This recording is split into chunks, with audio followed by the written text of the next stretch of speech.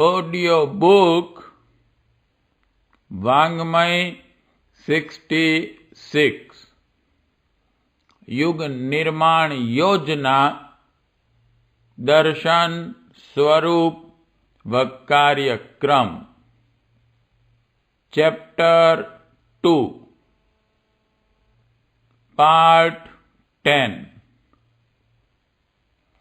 युग निर्माण का आरंभ अपने आप से किया जाए।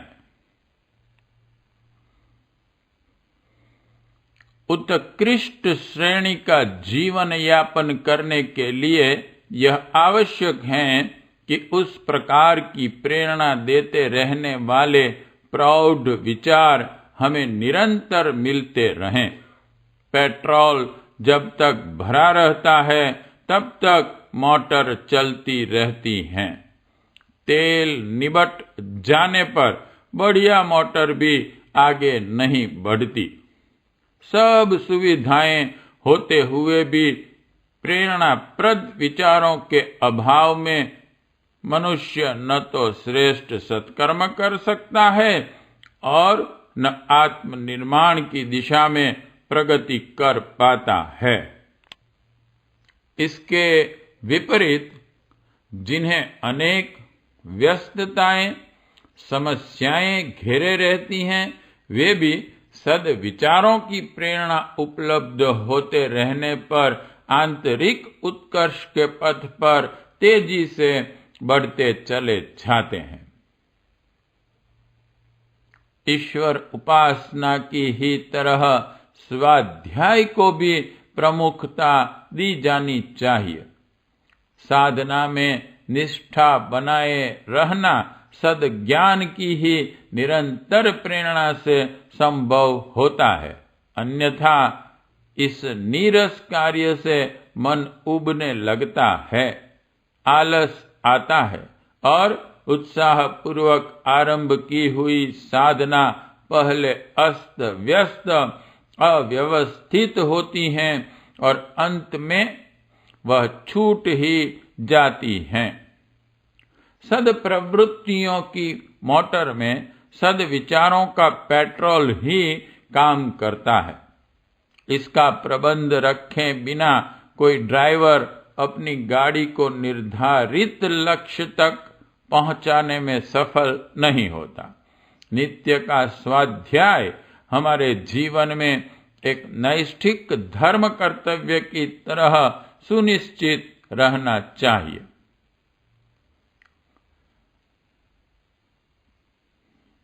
जो कुछ प्रेरणाप्रद साहित्य पढ़ा गया है उस पर विचार करना चाहिए और यह प्रयत्न करना चाहिए कि आत्मोत्थान के लिए किस प्रकार किन किन विचारों को कितने अंशों में हम पूरा कर सकते हैं।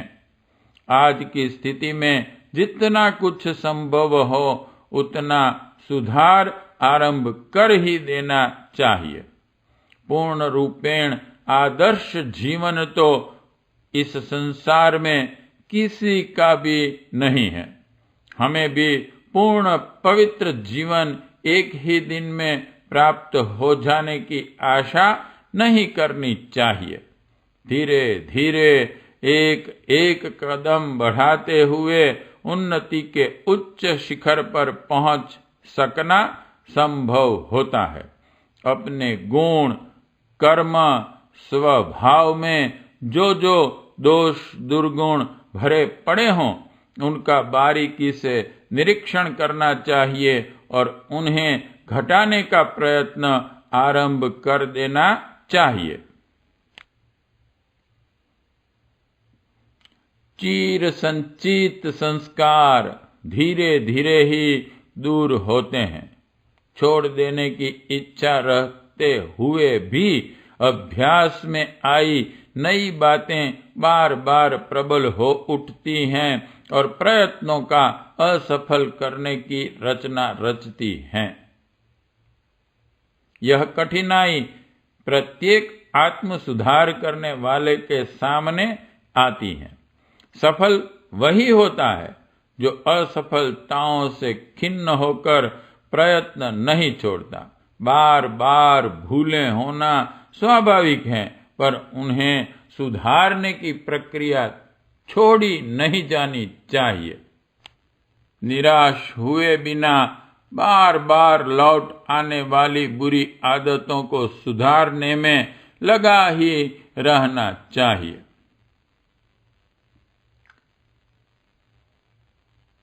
अपनी इच्छाओं को भी समझना चाहिए।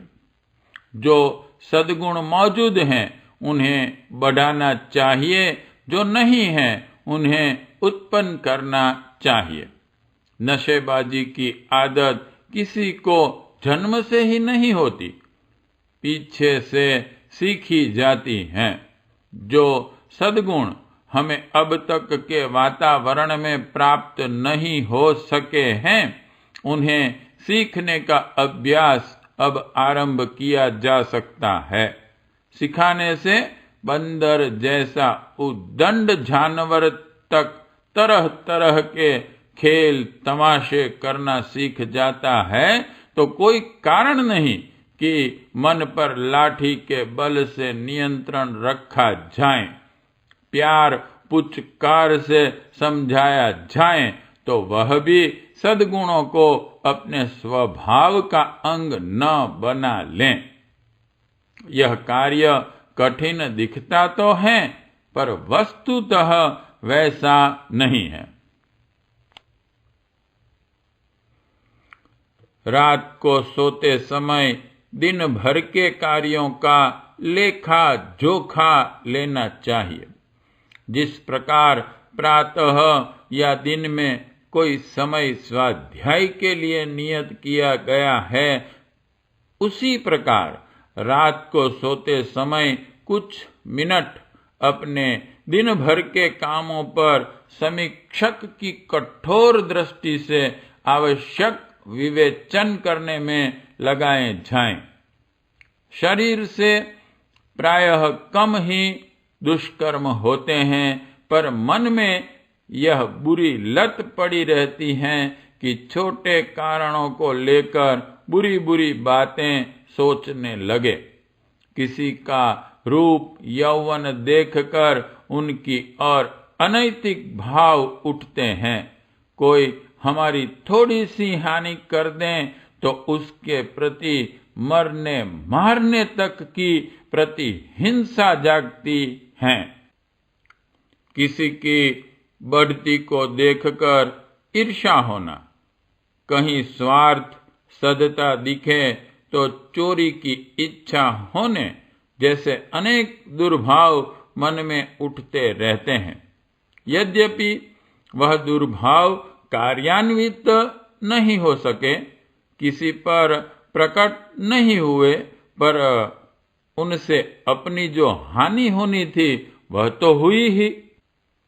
मनोभूमि अपवित्र हुई, अनीति को प्रश्रय मिला और पाप का बीजांकुर उत्पन्न हुआ। यदि कभी ऐसा अवसर आवे कि बाहरी रोकथाम न हो, तो उठने वाले कुविचार आसानी से चरितार्थ भी हो सकते हैं। जो चोरी करने की बात सोचता रहता है, उसके लिए अवसर पाते ही वैसा कर बैठना क्या कठिन होगा।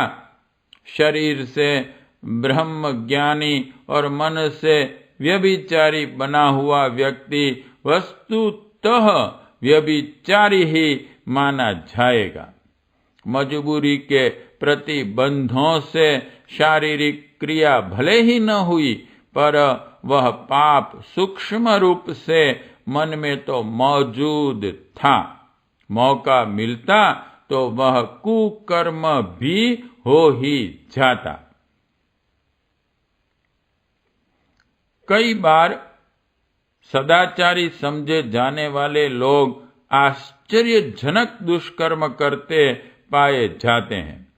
उसका कारण यही है कि उनके भीतर ही भीतर वह दुष्प्रवृत्ति झड़ जमाए बैठी रहती हैं। उसे जब भी अवसर मिलता है नग्न रूप में प्रकट हो जाती हैं। इसलिए प्रयत्न यह होना चाहिए कि मनोभूमि में भीतर छिपे रहने वाले दुर्भावों का उन्मूलन करते रहा जाए। रात को सोते समय आत्मनिरीक्षण करके यह देखना चाहिए कि आज कब कब किस किस घटना को लेकर क्या क्या दुर्भाव हुए। फिर सोचना चाहिए कि इन भावों के स्थान पर किन किन भावों का आना उचित था। आगे जब कभी ऐसे अवसर आवें तो इस प्रकार सोचने की बजाय हम इस प्रकार सोचा करेंगे। इस प्रकार की विचारणा करनी चाहिए और मन को वैसी ही सलाह देनी चाहिए। इसके लिए कोई कठोर व्रत लेने की जरूरत नहीं है, क्योंकि दुष्प्रवृत्तियों का उन्मूलन एक दिन का काम नहीं है। रोज ही यह प्रयत्न चलता रहे तो दृष्टिकोण स्वयं ही बदलने लगता है। दुष्प्रवृत्तियां वहीं पनपती रहती हैं जहां उनकी रोकथाम नहीं होती। चोरों की घात अंधेरे में लगती हैं। मच्छर सिलन के स्थान पर ही अंडे देते हैं। इसी प्रकार दुष्प्रवृत्तियां वहीं पनपेगी जहां उन पर कड़ी नजर न रखी जाएगी। जहां चौकीदारी का, जांच पड़ताल का ठीक प्रबंध रहता है, वहां चोरों की घात नहीं लगती।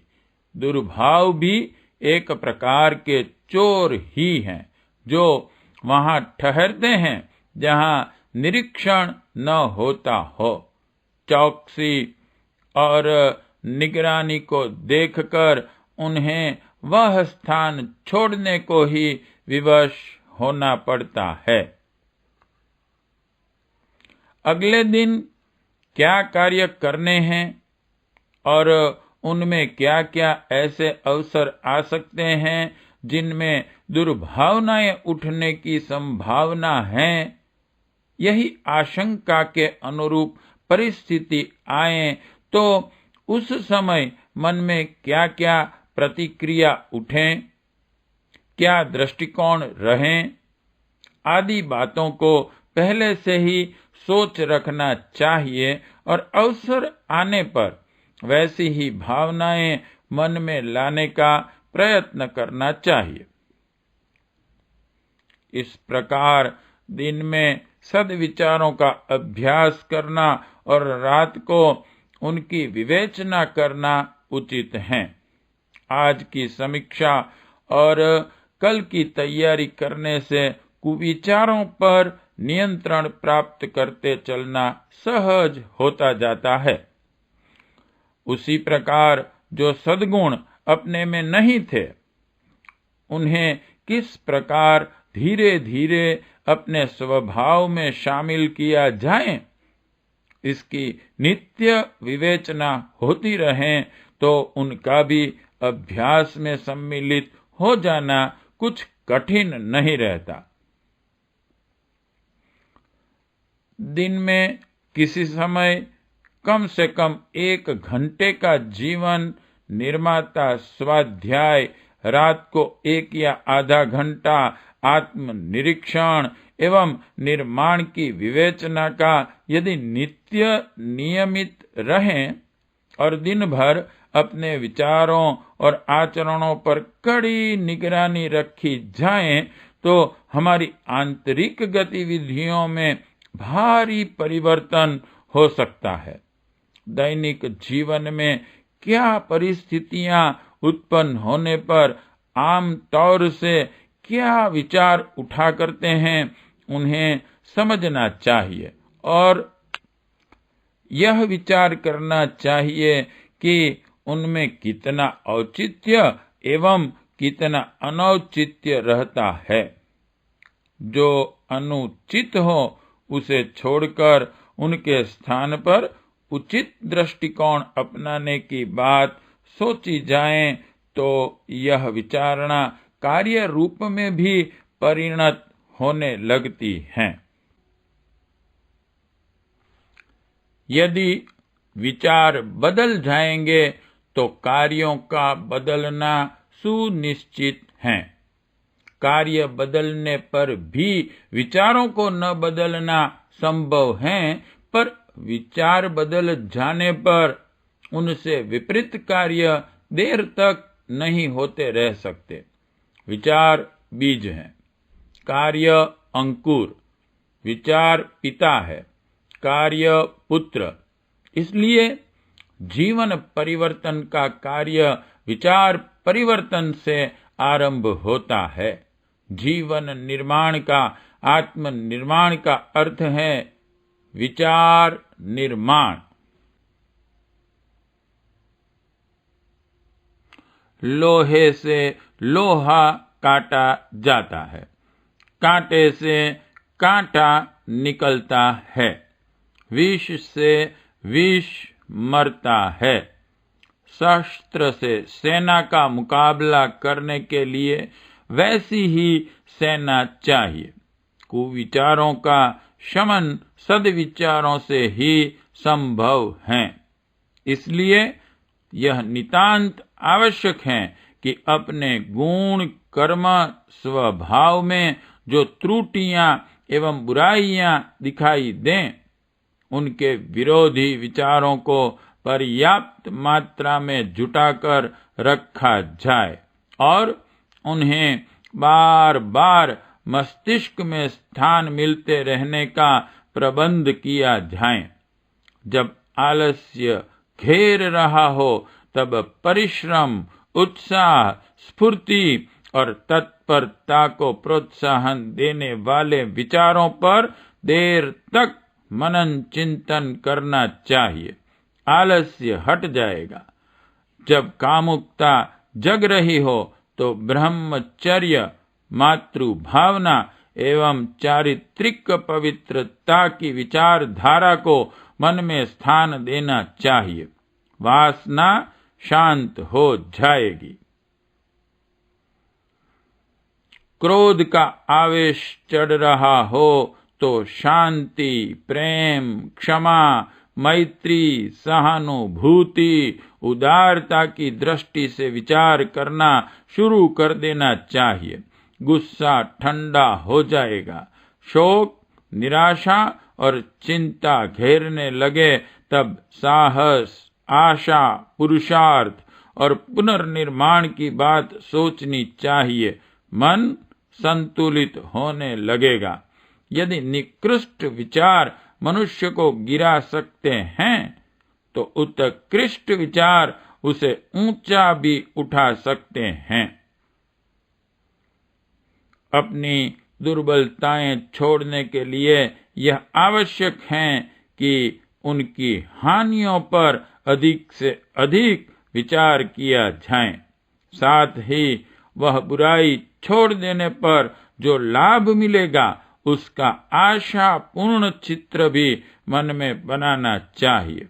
नशा छोड़ना हो तो उसके द्वारा जो शारीरिक, आर्थिक और मानसिक हानियां होती है उन पर विचार करना और उसे छोड़ने पर स्वास्थ्य सुधार, पैसे की बचत तथा मनोबल बढ़ने का सुनहरा चित्र मन क्षेत्र में स्थापित करना आवश्यक है। कुछ दिन लगातार यह उपक्रम चलने लगे तो नशे के प्रति घृणा हो जाएगी और वह अवश्य छूट जाएगा। किंतु यदि इस प्रक्रिया को पूर्ण किए बिना ही किसी जोश आवेश में नशा छोड़ देने की प्रक्रिया कर ली है तो यह आशंका बनी ही रहेगी कि वह उत्साह ठंडा होने पर पुरानी आदत फिर सबल हो उठे और नशा करना फिर शुरू हो जाएगा। इसलिए इस सुनिश्चित तथ्य को भली प्रकार समझ लेना चाहिए कि जीवन को सुधार की दिशा में मोड़ने के लिए उत्कृष्ट कोटि की विचारधारा को मनोभूमि में नियमित रूप से स्थान देते रहना नितांत आवश्यक है। इस अनिवार्य आवश्यकता की उपेक्षा करके कभी कोई व्यक्ति न अब तक आत्मनिर्माण कर सका है और न आगे कर सकेगा। युग निर्माण का सत्संकल्प नित्य दोहराना चाहिए। स्वाध्याय से पहले इसे एक बार भावना पूर्वक पढ़ना और तब स्वाध्याय आरंभ करना चाहिए। सत्संगों और विचार गोष्ठियों में इसे पढ़ा और दोहराया जाना चाहिए। एक व्यक्ति संकल्प का एक एक वाक्य पढ़ें और बाकी लोग उसे दोहरावें। इस सत्संकल्प का पढ़ा जाना हमारे नित्य नियमों का एक अंग रहना चाहिए।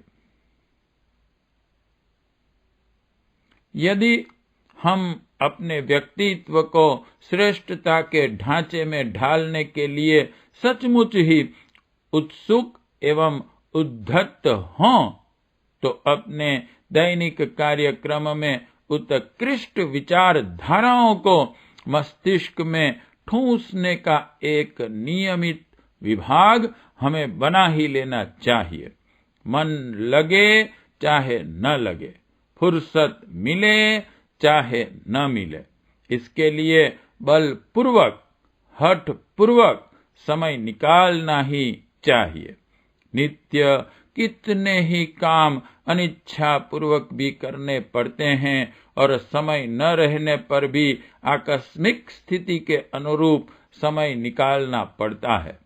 विचार निर्माण को भी ऐसी ही एक अनिवार्य आवश्यकता मानना चाहिए और उसके लिए हठ पूर्वक कटिबद्ध हो जाना चाहिए।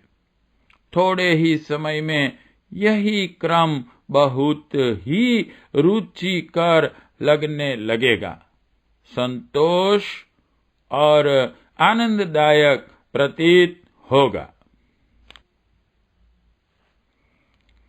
नित्य नियमित ईश्वर उपासना के बारे में हम सदा से कहते रहे हैं। चरित्र निर्माण की आधारशिला ही आस्तिकता है। ईश्वर विश्वास छोड़ देने से मनुष्य अंकुश रहित उन्मत्त हाथी की तरह आचरण करता है, अपने लिए तथा दूसरों के लिए विपत्ति का कारण बनता है।